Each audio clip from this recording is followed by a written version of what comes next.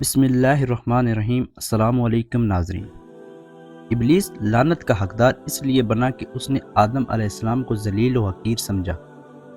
اس کا اپنے آپ کو بڑا سمجھنا حکم الہی کے مخالفت اور حق کے ساتھ عناد تھا، کیونکہ آدم علیہ السلام کو سجدہ کرنے کا حکم اللہ تعالیٰ نے واضح طور پر دیا تھا، اور سجدے سے انکار کے بعد اولاد و آدم کو ورگلانے اور بہکانے کا ارادہ و عزم پہلے گناہ سے بھی بڑھ کر تھا، جیسا کہ اللہ تعالیٰ نے قرآن پاک میں ارشاد فرمایا، اور جب ہم نے فرشتوں کو کہا کہ آدم کو سجدہ کرو، بس انہوں نے سجدہ کیا، لیکن ابلیس نے اس نے کہا کیا میں اس کو سجدہ کروں جس کو تو نے مٹی سے پیدا کیا ہے اور جس کو تو نے مجھ پر عزت دی ہے؟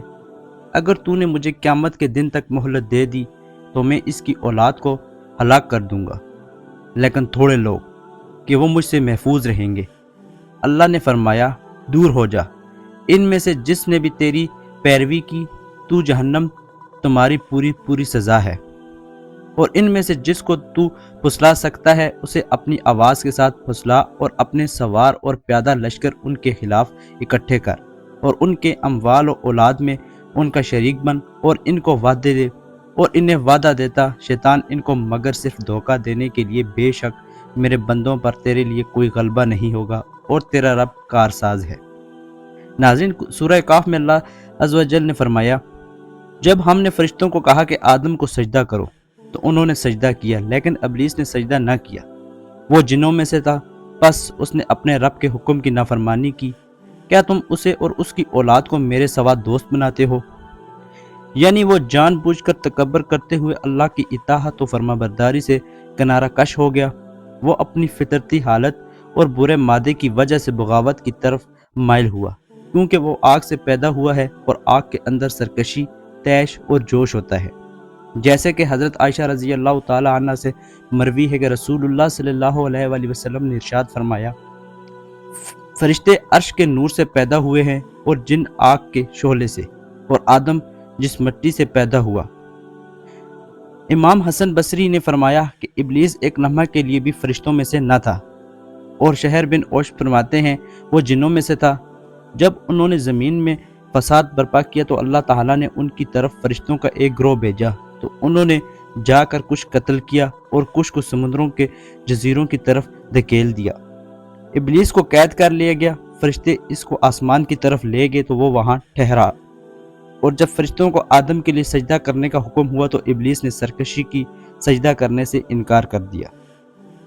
حضرت ابن مسعود رضی اللہ تعالی عنہ، حضرت ابن عباس رضی اللہ تعالی عنہ اور دیگر صحابہ کی جماعت، اور سعید بن مسیب اور دیگر اہل علم نے کہا ہے کہ ابلیس آسمان دنیا میں فرشتوں کا سردار تھا۔ حضرت ابن عباس فرماتے ہیں کہ اس کا نام عزازیل تھا، اور ان کی ایک روایت کے مطابق حارث نام تھا۔ النقاش نے کہا کہ اس کی کنیت ابو کردوس تھی، اور ابن عباس سے بھی یہی مروی ہے کہ وہ فرشتوں کی ایک جماعت میں سے تھا جس کو جن کہتے ہیں۔ یہ جنوں کے نگران تھے، ابلیس ان کا سردار اور علم و فضل اور عبادت میں ان سے برتر تھا، اور 4 پروں والا تھا۔ اللہ تعالیٰ نے اس کو اس کے مکر اور حسد کی وجہ سے شیطان مردود بنا دیا۔ ناظرین، ایک اور جگہ ارشاد آتا ہے کہ اور اس وقت کو یاد کرو کہ جب تیرے رب نے فرشتوں سے فرمایا کہ میں مٹی سے ایک انسان بنانے والا ہوں، جب میں اس کو اچھی طرح بنا لوں اور اس میں اپنی روح پھونک دوں تو اس کے لیے سجدے میں گر جانا۔ بس سب فرشتوں نے سجدہ کیا مگر ابلیس نے سجدہ نہ کیا، اس نے تکبر کیا اور کافروں میں سے ہو گیا۔ اللہ تعالیٰ نے فرمایا کہ اے ابلیس، تجھے کس چیز نے روکا تھا کہ تو اس آدم کو سجدہ کرے جس کو میں نے اپنے ہاتھوں سے بنایا؟ کیا تو نے تکبر کیا یا تو بلند مرتبے والوں میں سے ہے؟ اس نے کہا کہ میں اس سے بہتر ہوں، تو نے مجھے آگ سے پیدا کیا اور اس کو مٹی سے بنایا۔ اللہ تعالیٰ نے فرمایا کہ اس جنت سے نکل جا، بے شک تو راندہ ہوا ہے اور قیامت والے دن تک تجھ پر میری لعنت ہے۔ اس نے کہا کہ اے میرے رب، ان کے دوبارہ اٹھائے جانے تک مجھے مہلت دے۔ اللہ تعالیٰ نے فرمایا کہ وقت معلوم کے دن تک تجھے مہلت دے۔ اس نے کہا کہ اے رب، مجھے تیری عزت کی قسم، میں ان تمام بنی آدم کو ضرور گمراہ کروں گا، مگر ان میں سے جو تیرے مخلص بندے ہیں وہ محفوظ رہیں گے۔ اللہ تعالیٰ نے فرمایا کہ یہ بات سچ ہے، اور میں بھی سچ بات ہی کہتا ہوں کہ ضرور تجھ سے اور تیرے پیروکاروں سے جہنم کو بھر دوں گا۔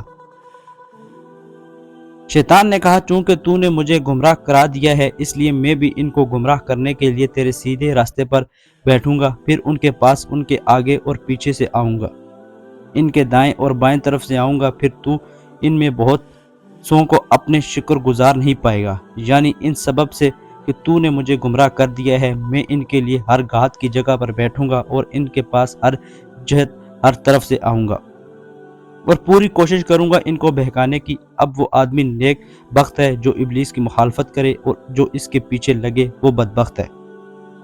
اور امام احمد نے سیرت ابی بن الفا کے اس روایت کی ہے کہ میں نے رسول اللہ صلی اللہ علیہ وسلم سے سنا ہے، آپ صلی اللہ علیہ وسلم نے فرمایا شیطان ابن آدم کے لیے اس کے راستوں پر بیٹھتا ہے۔ ناظرین، اسی امید کے ساتھ کہ آپ کو ہماری آج کی یہ ویڈیو پسند آئی ہوگی۔ اگر آپ کو ہماری آج کی یہ ویڈیو پسند آئی ہے تو ہمارے چینل کو سبسکرائب کرنا مت بھولیے۔ ملتے ہیں ایک نئی تحقیقی ویڈیو کے ساتھ۔ خدا ہم سب کا حامی و ناصر ہو۔ مجھے دیجیے اجازت۔ خدا حافظ۔